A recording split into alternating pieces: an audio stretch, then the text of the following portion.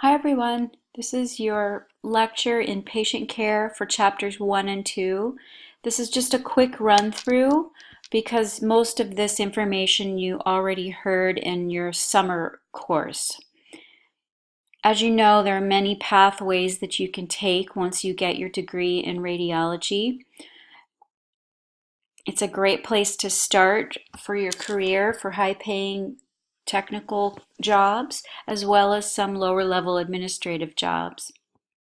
Here's a list of some of the areas where you start. You start with radiography and then you get your post-primary certifications in other areas that may interest you.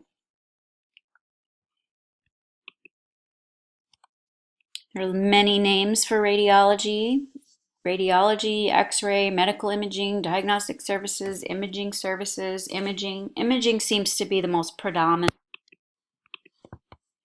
You always work with a healthcare team. You're a member of a team. It's really important when you're working in the hospital to recognize that even though we might think we're the only ones or the most important ones that are taking care of our patients, none of us can do any of these jobs and take care of the patient as a whole without each other. And all the departments combined make up the best healthcare for our patients. So always work in conjunction with other departments to make sure that the patient is cared for in the best way possible.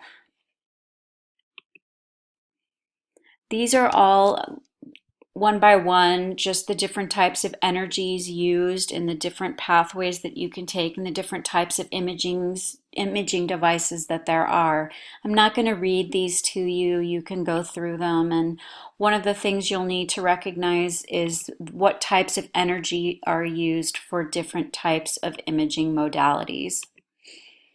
So we'll just click through these really quickly. Briefly, the history, you guys had that in the summertime. You know who Röntgen is. There were others who were near this discovery at about the same time, and I want you to think about and maybe do a little research and find out who those other people might have been, those other scientists. They might not even have been in the same area, but they might have been in another country. I want you to check that out and see if you can find out who those other researchers and scientists may have been. And this is the conclusion of chapter 1. It's really just an overview. Let's go on to chapter 2.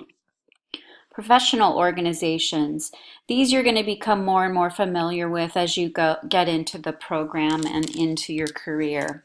JCERT, you guys know, is the Joint Review Committee on Education in Radiologic Technology, which is our accrediting body for our program, and we have to follow their rules.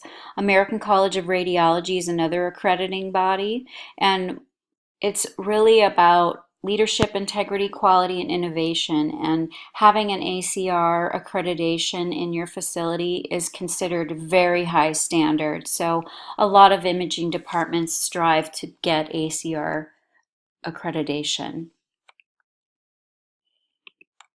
Certifications. This is what you'll get when you graduate from the program. You'll take your national licensing, which is the ARRT, and you will also take your state licensing exam. So that's licensure certification. Some states require it, some don't. If you have your national exam, it carries over nationally, but if the state requires a state exam as well, then you need to get the state licensure and take that exam. Professional organization, the biggest one for technologists is the ASRT, and that's one where you should join now actually as a student so you can see how the whole process works, and as you're a technologist you can get a lot of your continuing education through the ASRT that's required throughout your career. And finally, find out what your passion is in these different modalities. Find the one that you want to do. Get certified in everything you can so that you're very marketable when it's time for you to go out and look for a job. Be interested in everything until you find that thing that is your passion. All right, we will have chapters 3 and 4 in the next day or two, and we'll see you in class.